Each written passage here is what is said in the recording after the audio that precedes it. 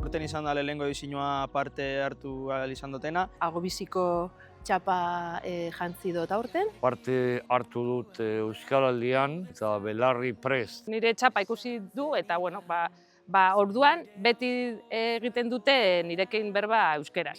Bestela igual erderaz, nik ez du nahi hori, bestela ez dut ikasten.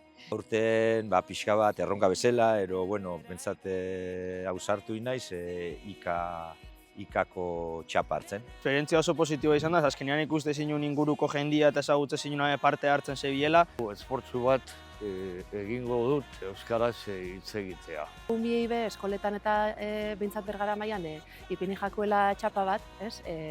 Eta orduan umien parte hartzea nik uste dut garrantzitsua dela eta da leku bat nun sustatu bia da benetan ohitxura honak gero iraun deixen be bai. Umeak ikusi behar dute euskara garrantzitsua da. Hizkuntzak gustatzen zaizkit, merezi du euskararen alde esfortzu egitea uste dut. Hombre, nik uste dut Euskaraldixa dela petarduaren txispa, ez? Naiz eta txapia ez auki urte guztian, saiatu biako ginela lorpen txiki horrek mantentzen, ez, denboran ziar. Txapa hori gura otan beti egon biko dela hemendik aurrera, euskaraz mintzatzeko eta euskara lagoa izetara zabaltzeko.